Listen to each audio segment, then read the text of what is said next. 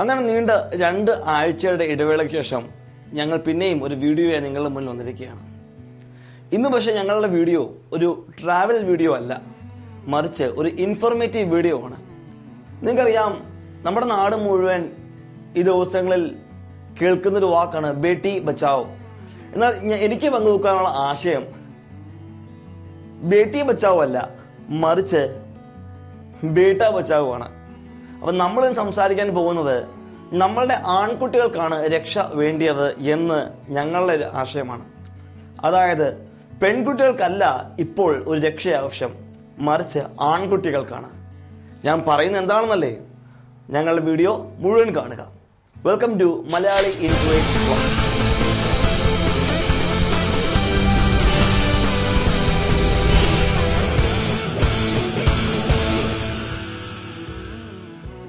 വീഡിയോയുടെ തലക്കെട്ടും കാര്യങ്ങളൊക്കെ കണ്ട് നിങ്ങൾ ആകെ ആശയക്കുഴപ്പത്തിലായി കാണും.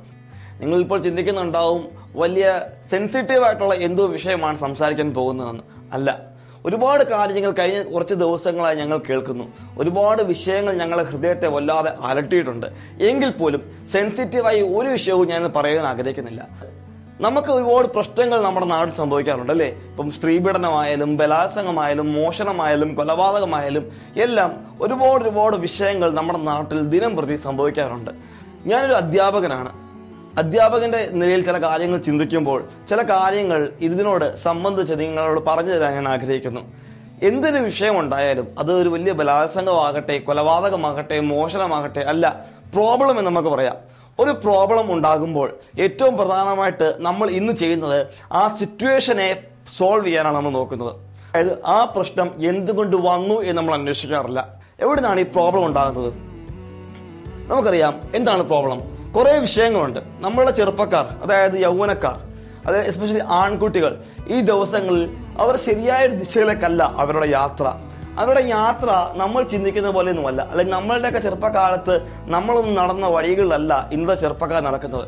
21ാമത്തെ വയസ്സ്, 20ാം വയസ്സ്, ഈ വയസ്സിലാണ് നല്ല രീതിയിൽ നെറ്റ് ഉപയോഗിച്ച് തുടങ്ങിയത്. ഈ സമയത്താണ് ഇന്റർനെറ്റ് ആക്സസബിൾ ആയത് എനിക്ക്.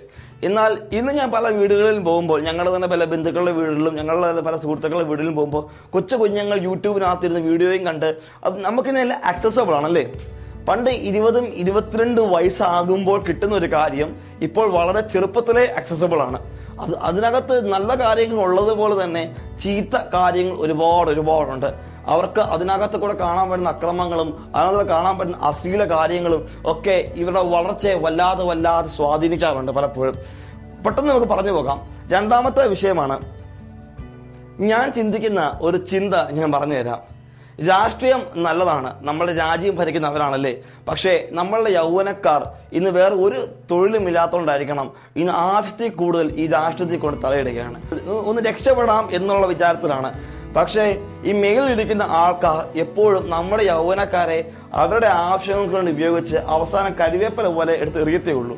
എന്തുമാത്രം രാഷ്ട്രീയ കൊലപാതകം നടക്കുന്നു, ഇതെല്ലാം പങ്കാളിത്തം വഹിക്കുന്ന യൗവനക്കാരാണ്. എന്തുമാത്രം ഹർത്താലുകൾ നടക്കുന്നു, എന്തുകൊണ്ട് ഇവർ ചിന്തിക്കുന്നില്ല? ഇവർ ഹർത്താലിൽ എറിഞ്ഞ് നശിപ്പിക്കുന്ന ബസ് ഇവർ തന്നെ കരം കൊടുത്ത് മേടിച്ചിട്ടേക്കുന്ന ബസ്സാണെന്ന് ഇവരെന്തുകൊണ്ട് മനസ്സിലാക്കുന്നില്ല? മൂന്നാമത്തെ പ്രശ്നം സോഷ്യൽ മീഡിയ അല്ല, മീഡിയ. അതായത് നമുക്കൊരുപാട് ഫെമിനിസ്റ്റ് അമ്മച്ചിമാരുണ്ടല്ലേ. നമുക്കറിയാം നമ്മളുടെ സിനിമാ മേഖലകളിൽ തന്നെ ഒരുപാട് ഫെമിനിസ്റ്റുകളുണ്ട്. ഇപ്പം ബോളിവുഡ് ആയാലും ഹോളിവുഡ് ആയാലും നമ്മുടെ മലയാള സിനിമാ ലോകം എടുത്ത് നോക്കിയാലും ഒരുപാട് പലതരത്തിലെ ഫെമിനിസ്റ്റ് നടിമാർ ഇറങ്ങിയിട്ടുണ്ട്. ഞാനൊരു ചോദ്യം ചോദിക്കുകയാണ്. ബോളിവുഡ് നോക്കാം, എന്തിനാ നമ്മുടെ മലയാള സിനിമകൾ നോക്കാം. ഈ ഫെമിനിസ്റ്റ് നടിമാർ അല്ലെങ്കിൽ സ്ത്രീകളെ ഏറ്റവും കൂടുതൽ അപമാനിക്കുന്ന മേഖല സിനിമ തന്നെയാണ്. ഞാനിത് പറയുമ്പോൾ എനിക്ക് വ്യക്തമായിട്ട് അറിയാം, സ്ത്രീയെ ഏറ്റവും കൂടുതൽ വസ്ത്രം കുറച്ച് കാണിക്കുന്നതും സ്ത്രീയെ ബലാത്സംഗത്തിന് ഇരയാക്കുന്നത് കാണിക്കുന്നതും പീഡനത്തിന് ഇരയാക്കുന്നത് കാണിക്കുന്നതും ഒക്കെ ഭയങ്കര റേറ്റിംഗ് കൂട്ടുന്നത്, അല്ലെങ്കിൽ അവരുടെ TRP വളരെ വർദ്ധിപ്പിക്കുകയും അല്ലെങ്കിൽ ആ സിനിമയുടെ തന്നെ വലിയ വിജയത്തിന് തന്നെ കാരണമാകാറുണ്ട്. അതിനകത്ത് തന്നെ വ്യക്തമാണ്, സ്ത്രീകൾക്കെതിരെ സ്ത്രീകൾ തന്നെ ആദ്യം ശബ്ദിച്ചു തുടങ്ങണം. ഇങ്ങനെയുള്ള സിനിമകൾ, അതായത് സ്ത്രീകളെ മോശമായി കാണിക്കുന്ന സിനിമകൾ ആദ്യം നിർത്തണം. നമ്മുടെ കുഞ്ഞു ചെറുപ്പക്കാർ, കുട്ടികൾ വളരുമ്പോൾ അവർ ഇത് കണ്ടാണ് വളരുന്നത്. സണ്ണി ലിയോണിയെ പറ്റി പറയുകയാണെങ്കിൽ അവരുടെ ജോലി അല്ലെങ്കിൽ അവർ ചെയ്യാൻ ആഗ്രഹിക്കുന്ന കാര്യം ഈ നാട്ടിൽ നടക്കത്തില്ല എന്നറിഞ്ഞ് നാട് വിട്ടു പോയൊരു സ്ത്രീയാണ് ഒരു കാലത്ത്. ഇന്ന് അവർ സന്തോഷപൂർവ്വം നമ്മുടെ ഭാരതത്തിലേക്ക് മടങ്ങി വന്നിരിക്കുകയാണ്. കാരണം ഇന്ന് അവർ നോക്കുമ്പോൾ film industry, Indian film industry അവരെ പോലൊരു സ്ത്രീക്ക് പറ്റിയ ഏറ്റവും നല്ല മേഖലയാണ്. അതുകൊണ്ടാണ് ഞാൻ പറയുന്നത്, നമ്മൾ എല്ലാവരും ഒത്തുകൂടി നമ്മുടെ ചെറുപ്പക്കാരെ ഇങ്ങനെയുള്ള കാര്യങ്ങളിൽ നിന്ന് മാറ്റാൻ ശ്രമിക്കണം. പോർണോഗ്രഫി, ഇങ്ങനെയുള്ള സിനിമകൾ കാണുക, ഇതൊക്കെ അവരുടെ വലുതാവുന്ന ഘടകത്തെ വല്ലാതെ ബാധിക്കും. നാലാമത്തെ പ്രധാനപ്പെട്ട വിഷയമാണ് നമ്മളുടെ മതങ്ങൾ. ഇതും തൊട്ടാപ്പൊള്ളുന്ന മേഖലയായതുകൊണ്ട് ഞാൻ അധികം ഒന്നും പറയുന്നില്ല. എങ്കിലും ഒരു കാര്യം പറയാം, മതം പഠിപ്പിക്കുന്നതിനേക്കാൾ ഏറ്റവും നല്ലത് ദൈവത്തെപ്പറ്റി പഠിപ്പിക്കുന്നതാണ്. പല മതങ്ങളിലൂടെയും നമ്മൾ പഠിക്കുന്ന പല കാര്യങ്ങളുമാണ് നമ്മളെ നല്ലവനാക്കുന്നത്. നമ്മളുടെ നല്ല ക്യാരക്ടറുകളെല്ലാം അല്ലെങ്കിൽ നമ്മളുടെ നല്ല ഭാവങ്ങളെല്ലാം നമുക്ക് മതങ്ങളിൽ നിന്ന് കിട്ടുന്നതാണ്. പക്ഷേ ഞാൻ പറയുകയാണ്, മതമല്ല പഠിപ്പിക്കേണ്ടത്, മറിച്ച് ദൈവത്തെയാണ്. ദൈവത്തെയാണോ ഒരു മതം പ്രതിനിധീകരിക്കുന്നത്, ആ ദൈവത്തെ പറ്റി പഠിപ്പിക്കണം. കാരണം ഒരു ദൈവങ്ങളും, അതിപ്പം ഏത് മതത്തിന്റെ ആയിക്കോട്ടെ, ഒരു ദൈവങ്ങളും ബലാത്സംഗം ചെയ്യത്തില്ല, ഒരു ദൈവങ്ങളും അതിക്രമങ്ങൾ കാണിക്കത്തില്ല, ഒരു ദൈവങ്ങളും ഈ ക്രൂരതകളൊന്നും ചെയ്യത്തില്ല. ഇവർ ദൈവത്തിന്റെ പേരിൽ ഇതൊക്കെ ചെയ്യുമ്പോൾ നാളെ ഇതേ ദൈവത്തിന്റെ മുന്നിൽ ഇവരൊരു മറുപടി കൊടുക്കേണ്ടി വരും. നിങ്ങളുടെ യൗവനക്കാരെ, നിങ്ങളുടെ കുഞ്ഞുങ്ങളെ വളരെ ചെറിയ പ്രായം തൊട്ടേ മതം പഠിപ്പിക്കുമ്പോൾ അവരോട് പറയണം, എല്ലാ മതസ്ഥരും നമുക്ക് സഹോദരി സഹോദരന്മാർ തന്നെയാണ്. നമ്മൾ എല്ലാ മതസ്ഥരെയും ബഹുമാനിക്കണം. നമുക്ക് നമ്മുടെ മതത്തിൽ വിശ്വസിക്കുന്ന പോലെ അവൻ അവന്റെ മതത്തിലും വിശ്വസിക്കാനുള്ള അവകാശമുണ്ട്. നമ്മൾ അവനെ ബഹുമാനിക്കുന്നതുകൊണ്ട് അവന്റെ മതത്തെയും നമ്മൾ ബഹുമാനിച്ചേ തീരൂ. ഇത് പറഞ്ഞ് പഠിപ്പിക്കണം കുഞ്ഞുങ്ങളെ. ഇപ്പോൾ നിങ്ങൾ കേട്ടത് നമ്മുടെ യൗവനക്കാരെ ബാധിക്കുന്ന പ്രധാനപ്പെട്ട 4 കാര്യങ്ങളെ പറ്റിയാണ്. ഒന്ന്, നിങ്ങളുടെ കുഞ്ഞുങ്ങൾ വീട്ടിൽ കമ്പ്യൂട്ടർ ഉപയോഗിക്കുന്നവരാണെങ്കിൽ ദയവ് ചെയ്ത് അവർക്ക് സ്വകാര്യമായി ഉപയോഗിക്കാൻ കൊടുക്കരുത്. എപ്പോഴും നിങ്ങളുടെ കൺമുന്നിൽ അവർ എന്തു ആ കമ്പ്യൂട്ടറിൽ ചെയ്യുന്നത് അല്ലെങ്കിൽ എന്തു അവർ ആ ഫോണിൽ ചെയ്യുന്നത് എന്ന് നിങ്ങൾ കണ്ടിരിക്കണം. എപ്പോഴും ഇങ്ങനെയുള്ള ചെറിയ ചെറിയ കാര്യത്തിൽ എപ്പോഴും നിങ്ങൾ ശ്രദ്ധാലുവായിരിക്കണം. 2, രാഷ്ട്രീയം പഠിപ്പിക്കരുത്, മതം പഠിപ്പിക്കരുത്. രാഷ്ട്രീയം പഠിപ്പിക്കുന്നതിന് പകരം തത്വങ്ങൾ പഠിപ്പിക്കുക. നല്ല ആൾക്കാരെ ചൂണ്ടിക്കാണിച്ച് അവരെ പോലെ ജീവിക്കാൻ പഠിപ്പിക്കുക. നല്ലതിനു വേണ്ടി പ്രേരിപ്പിക്കുക. നല്ല സിനിമകൾ കാണട്ടെ, നല്ല ആശയങ്ങൾ ഉണ്ടാകട്ടെ. സ്ത്രീകളെ അപമാനിക്കുന്ന തരത്തിലുള്ള സിനിമകളെ പ്രൊമോട്ട് ചെയ്യാതിരിക്കുക. സ്ത്രീകളെ അവഹേളിക്കുന്ന തരത്തിലുള്ള ഇങ്ങനെയുള്ള സിനിമകൾക്കെതിരെ സ്ത്രീകൾ തന്നെ വേണം പ്രതിഷേധിക്കാൻ. നമ്മുടെ കുഞ്ഞുങ്ങളെ എത്ര നന്നായിട്ട് വളർത്തിയാലും മുന്നമേൽ ഞാൻ പറഞ്ഞ 4 ഘടകങ്ങൾ മാത്രമല്ല, ഒരുപാട് ആ തരത്തിലുള്ള ഘടകങ്ങളുണ്ട്. നമ്മുടെ കുഞ്ഞുങ്ങളെ എങ്ങനെ നല്ല രീതിയിലൊക്കെ വളർത്തിയാലും ചില ഘടകങ്ങൾ അവരുടെ ജീവിതത്തിൽ കയറി വരും. പണ്ടൊക്കെ ഒരു കുഞ്ഞ് വളർന്ന് 20 വയസ്സ് അല്ലെങ്കിൽ 16 വയസ്സ് അല്ലെങ്കിൽ 18 വയസ്സൊക്കെ ആകുമ്പോൾ അവൻ്റെ അപ്പൻ, അവൻ്റെ അമ്മ, അവൻ്റെ സ്കൂളിൽ നിന്നും സുഹൃത്തുക്കളിൽ നിന്നും 4 ഏരിയകളിൽ നിന്ന് പ്രധാനമായി പഠിച്ച കാര്യങ്ങൾ മാത്രമായിരിക്കും ആ വ്യക്തി. പക്ഷെ ഇന്ന് അങ്ങനല്ല. ഇന്ന് മുമ്പേ പറഞ്ഞ 4 ഘടകങ്ങൾ, അതായത് ചുറ്റുപാടുള്ള രാഷ്ട്രീയ കാര്യങ്ങൾ, മതപരമായ കാര്യങ്ങൾ, അശ്ലീല കാര്യങ്ങൾ, ഇന്റർനെറ്റിന് ആവശ്യമില്ലാത്ത കാര്യങ്ങൾ. അപ്പോൾ 18 വയസ്സ് എത്തുന്ന ഒരു യൗവനക്കാരനും ഒരു യൗവനക്കാരത്തെയും വളർന്നു വരുന്നത് ഇങ്ങനെയും കൂടെ ചില ഘടകങ്ങൾ ഉൾക്കൊണ്ടാണ്.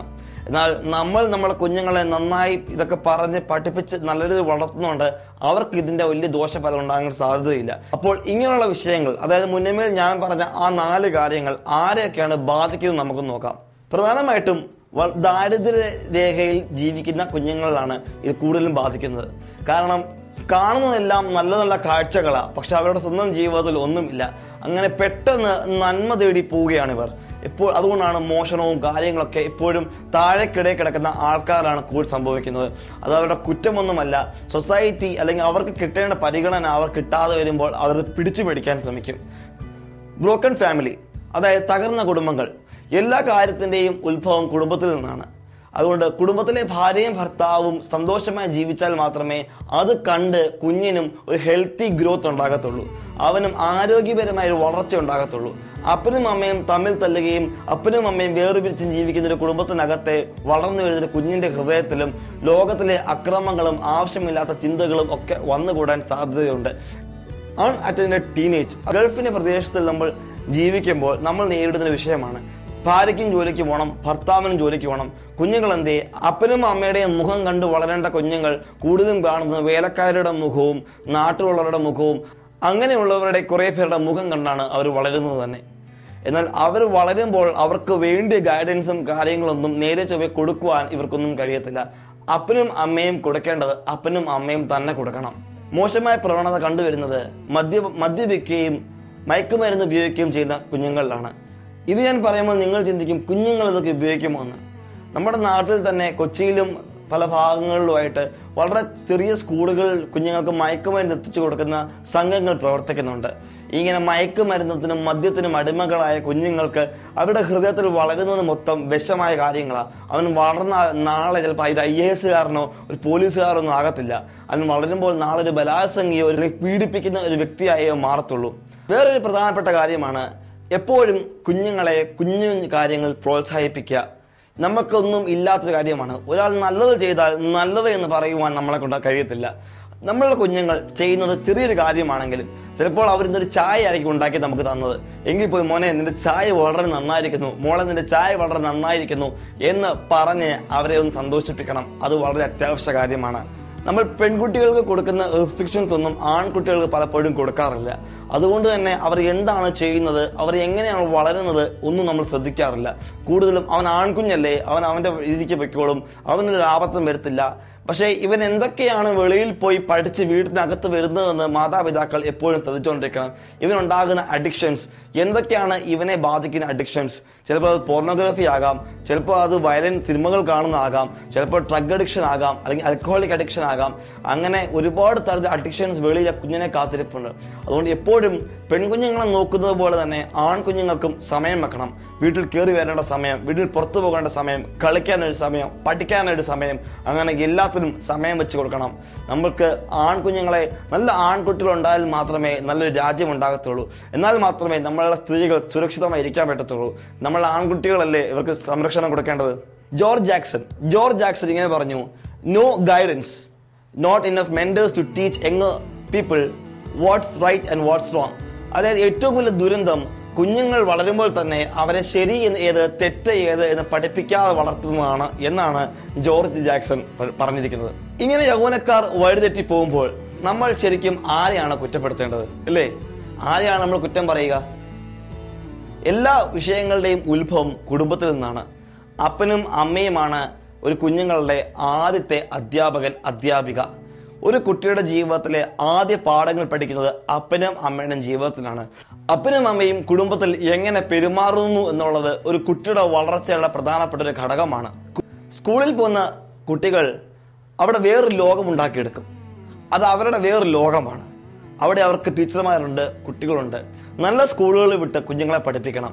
നമ്മളെപ്പോഴും പൈസ ലാഭിക്കാൻ വേണ്ടിയിട്ട് ഏറ്റവും മോശമായ സ്കൂളിൽ കൂടി ചേർക്കുന്ന ഒരു പ്രവണത കാണാറുണ്ട്. അല്ല, സ്കൂൾ ജീവിതത്തിൽ കുഞ്ഞുങ്ങൾക്ക് കിട്ടുന്ന വിദ്യാഭ്യാസം മാത്രമല്ല, നല്ല സൗഹൃദം കൂടിയാണ്. നല്ല സൗഹൃദവും നല്ല അധ്യാപനവും ഒക്കെ ചേരുമ്പോഴാണ് ഒരു നല്ല വ്യക്തി ഉടലെടുക്കുന്നത്. പിന്നുള്ളത് നമ്മളുടെ സൊസൈറ്റിയാണ്. നമ്മുടെ ഇന്ത്യൻ സൊസൈറ്റി മറ്റുള്ള സൊസൈറ്റികളിൽ നിന്ന് വളരെ വ്യത്യസ്തമാണ്. ചില കാര്യങ്ങൾ കണ്ടാൽ അംഗീകരിക്കാനും ചില കാര്യങ്ങൾ കണ്ടാൽ പെട്ടെന്ന് കുറ്റപ്പെടുത്തുവാനും ഒക്കെ ഇറങ്ങി വരുന്ന പ്രവണതയാണ്. സൊസൈറ്റിയെ മാറ്റാൻ കഴിയത്തില്ല. പക്ഷേ എല്ലാ വിഷയങ്ങൾക്കും, ഈ കുറ്റകൃത്യത്തിനും ഈ ഒരു വാസനയ്ക്കും എല്ലാം ഒരു കാരണം സൊസൈറ്റി തന്നെയാണ്. നമുക്കറിയാം, നമുക്ക് വീട്ടിൽ കുഞ്ഞുങ്ങൾക്ക് വേണ്ട ശ്രദ്ധ കൊടുത്തില്ലെങ്കിൽ അവർ കൂട്ടുകാരിലേക്ക് കൂടുതൽ അവരുടെ ആശ്രയം വെക്കും. അങ്ങനെ കൂട്ടുകാരിലേക്ക് കൂടുതൽ ആശ്രയം വെക്കുമ്പോൾ ദുർഭാഗ്യവശാൽ ആ കൂട്ടുകെട്ട് ചീത്ത കൂട്ടുകെട്ടാണെങ്കിൽ അവർ നമ്മൾ മുന്നമേൽ പറഞ്ഞ എല്ലാ കാര്യങ്ങളിലും ചെന്ന് ഇടിച്ചു കയറാൻ സാധ്യതയുണ്ട്. അങ്ങനെ ആ കുഞ്ഞിന്റെ ബാല്യം ഇന്ന് സോഷ്യൽ മീഡിയയുടെ കാലഘട്ടമാണ്, അല്ലേ? ഫേസ്ബുക്കും ട്വിറ്ററും ഇൻസ്റ്റാഗ്രാമും ഒക്കെ നമ്മുടെ ജീവിതം ഭരിച്ചുകൊണ്ടിരിക്കുന്ന കാലഘട്ടമാണ്. മനുഷ്യന് ഒരു നിയന്ത്രണമില്ല. ഇതൊക്കെ നമ്മൾ നിയന്ത്രിക്കേണ്ടതാണ്. പക്ഷേ ഈ വരുന്ന ദിവസങ്ങൾ, ഈ കാണുന്ന ദിവസങ്ങൾ ഈ ഇങ്ങനെയുള്ള കാര്യങ്ങളാണ് നമ്മളെ നിയന്ത്രിച്ചുകൊണ്ടിരിക്കുന്നത്. സോഷ്യൽ മീഡിയകളിലൂടെ കുഞ്ഞുങ്ങൾക്ക് ലോകത്തിന്റെ കാര്യങ്ങളെല്ലാം പെട്ടെന്ന് അറിയാൻ കഴിയുന്നുണ്ട്. പക്ഷെ അത് ഭയങ്കര അക്രമവാസനയും കൂടെ ഉണ്ടാക്കിയെടുക്കുന്നുണ്ട്.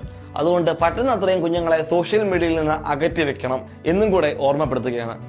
മതം ഒരു നല്ല കാര്യമാണ്. എന്നാൽ പക്ഷേ ഇന്ന് മതഗ്രന്ഥങ്ങളിലുള്ള കാര്യങ്ങളൊന്നും പഠിപ്പിക്കാതെ ഇന്ന് കൂടുതലും മതങ്ങൾ തമ്മിൽ തന്നെയാണ് പഠിപ്പിക്കുന്നത്. അത് വളരെ തെറ്റായ ഒരു കാര്യമാണ്. ഞാൻ ആദ്യം പറഞ്ഞതുപോലെ മതമല്ല, ദൈവങ്ങളെ പറ്റിയാണ് ഇന്നത്തെ കുഞ്ഞുങ്ങൾ പഠിക്കേണ്ടത്. അവരുടെ ദൈവങ്ങൾ എങ്ങനെയുള്ളവരായിരുന്നു, അവരുടെ ദൈവത്തിന്റെ സ്വഭാവത്തിൽ മാറാൻ അവരെ പഠിപ്പിക്കേണ്ടത്.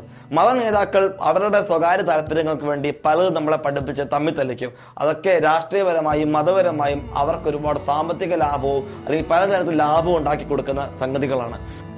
ഇന്ന് നമ്മൾ നാട്ടിൽ കാണുന്ന അതിക്രമങ്ങളുടെയും അക്രമങ്ങളുടെയും എല്ലാം പ്രധാനപ്പെട്ട കാരണം തൊഴിൽ ഇല്ലായ്മയാണ്. നല്ല വിദ്യാഭ്യാസമുണ്ട്, തൊഴിലില്ല. അതിൽ നല്ല രീതിയിൽ ജീവിതത്തിൽ പഠിക്കാൻ കഴിഞ്ഞിട്ടില്ല, നല്ല വിദ്യാഭ്യാസമില്ല. നല്ല വിദ്യാഭ്യാസമില്ല, നല്ല തൊഴിലില്ല. അങ്ങനെ അവർ ചെന്നെത്തുന്ന സ്ഥലമാണ് ഒന്നുകിൽ അത് ഏതെങ്കിലും രാഷ്ട്രീയ കൂട്ടരുടെ കൂടെയും അല്ലെങ്കിൽ ഏതെങ്കിലും മതഭ്രാന്തരുടെ കൂടെയും ഇങ്ങനെയുള്ള യൗവനക്കാർ ചെന്നെത്താറുണ്ട്. മിനിമം 20 വയസ്സ് വരെയെങ്കിലും കുഞ്ഞുങ്ങളെ നിങ്ങളുടെ ഗൈഡൻസിൽ വേണം വളർത്തുവാൻ. കാരണം നമ്മളൊക്കെയാണല്ലോ മാതാവും പിതാവും അധ്യാപകനും രാഷ്ട്രവും സൊസൈറ്റിയും, ഇതൊക്കെ നമ്മൾ തന്നെയാണല്ലോ. അപ്പം നമ്മളെയും ഈ കുറ്റപ്പെടുത്തുന്നതിനകത്ത് നമുക്ക് ഏറ്റാം. എന്ത് ചെയ്യാൻ കഴിയും? നമ്മളെല്ലാം പറയും എന്താണ് ഈ വിഷയത്തിൽ ചെയ്യാൻ കഴിയുന്നത്. വിഷയം വന്നാൽ നമ്മൾ എപ്പോഴും പറയും വി വാണ്ട് ജസ്റ്റിസ് എന്ന് പറയും. എന്നാൽ നമുക്ക് ജസ്റ്റിസ് അല്ല വേണ്ടിയത്. ജസ്റ്റിസ് ഒക്കെ അതിന് വഴി കിട്ടിക്കോളും. എപ്പോഴെങ്കിലും ഒരു വിഷയം ഉണ്ടായാൽ നമ്മൾ ഒരിക്കലും ആ വിഷയം പരിഹരിക്കുന്നില്ല. വാസ്തവത്തിൽ നമ്മൾ എന്താണ് ചെയ്യുന്നത്? നമ്മൾ ആ സിറ്റുവേഷനാണ് സോൾവ് ചെയ്യുന്നത്. എപ്പോഴും നമ്മൾ ഒരു വഴക്കുണ്ടായാൽ ആ വഴക്ക് മാറ്റാൻ നമ്മൾ ശ്രമിക്കാറുള്ളൂ, അല്ലേ? തീ പിടിച്ചാൽ തീ കെടുത്താനേ നമ്മൾ ശ്രമിക്കാറുള്ളൂ. പക്ഷേ വഴക്കുണ്ടായതിൻ്റെ കാരണമുണ്ട്, അല്ലേ? ഒരു പ്രോബ്ലം സോൾവ് ചെയ്യണമെങ്കിൽ ആദ്യം ആ പ്രോബ്ലം എന്തുകൊണ്ട് ഉണ്ടായി എന്ന് അന്വേഷിക്കണം. എന്നിട്ട് അതിൻ്റെ റൂട്ട് ലെവലിൽ അത് സോൾവ് ചെയ്യണം. എങ്കിൽ മാത്രമേ നമ്മളിപ്പോൾ ഈ കാണുന്നവർ, ഈ ബലാത്സംഗം ചെയ്യുന്നവരെയും പീഡിപ്പിക്കുന്നവരെയും ഒക്കെ തൂക്കിക്കയറിയിട്ടാൽ ഇത് കുറയുമെന്ന് വിചാരിക്കുന്നുണ്ടോ? ഇത് എന്തൊക്കെ ചെയ്താലും ഇതൊന്നും കുറയാൻ പോകുന്നില്ല. നല്ല കുഞ്ഞുങ്ങൾ ഉണ്ടാകുമ്പോൾ, നല്ല ആൺകുട്ടികൾ ഉണ്ടാകുമ്പോൾ നല്ല പുരുഷന്മാരുണ്ടാകും. നല്ല പുരുഷന്മാരുണ്ടാകുമ്പോൾ നല്ല രാഷ്ട്രമുണ്ടാകും. നല്ല രാഷ്ട്രമുണ്ടാകുമ്പോൾ നല്ലൊരു ജനത രൂപപ്പെടും. അങ്ങനെ നമ്മളുടെ പ്രശ്നങ്ങളെല്ലാം പരിഹരിക്കപ്പെടും. കുടുംബവും മീഡിയയും മതവും രാഷ്ട്രവും എല്ലാം കൂടെ ചേർന്ന് നമ്മളുടെ കുഞ്ഞുങ്ങളെ വല്ലാതെ ദിവസങ്ങൾ സ്വാധീനിക്കുന്നു. അതുകൊണ്ട് അകറ്റുമല്ല, കുഞ്ഞുങ്ങളെ നമ്മൾ നിയന്ത്രിച്ച് വളർത്തണം. അത്യാവശ്യമായ ഒരു കാര്യമാണ്. വളരെ മനോഹരമായ ഒരു രാജ്യത്തിൻ്റെ പൗരന്മാരാണ് നമ്മളെല്ലാവരും. നമ്മൾ കാണാൻ തക്ക ഒരുപാട് സൗന്ദര്യവും ഒരുപാട് കാര്യങ്ങളൊക്കെ നമ്മുടെ നാട്ടിലുണ്ട്. സന്തോഷകരമായി ജീവിക്കാൻ നാടിൻ്റെ ഈ സൗന്ദര്യം തന്നെ ധാരാളമാണ്. പക്ഷെ നമ്മൾ ഈ നാടിൻ്റെ സൗന്ദര്യത്തിന് പുറകെ പോകാതെ, നമ്മളുടെ നാടിൻ്റെ ശരിയായ സൗന്ദര്യം കണ്ട് തിരിച്ചറിയാതെ നമ്മൾ ആവശ്യമില്ലാത്ത കാര്യങ്ങളെ പുറകെ പോവുകയാണ്. നമുക്ക് നമ്മുടെ പെൺകുഞ്ഞുങ്ങളെ രക്ഷിക്കണം. ആര് രക്ഷിക്കും അവരെ? നമ്മളുടെ യൗവനക്കാരെ രക്ഷിക്കും. ഞാനിന്ന് ഈ വീഡിയോ ചെയ്തതിന് ഒരു ഉദ്ദേശം എൻ്റെ ചില ആശയങ്ങൾ നിങ്ങളിലേക്ക് എത്തിക്കുകയാണെന്ന്. എൻ്റെ ആശയങ്ങൾ ചിലപ്പോൾ ശരിയാകാം, തെറ്റാകാം. ഈ വീഡിയോയുടെ താഴെ ഞങ്ങളുടെ ഇമെയിൽ ഐഡിയും ഞങ്ങളെ കോൺടാക്ട് ചെയ്യാനുള്ള എല്ലാ വിധങ്ങളുമുണ്ട്.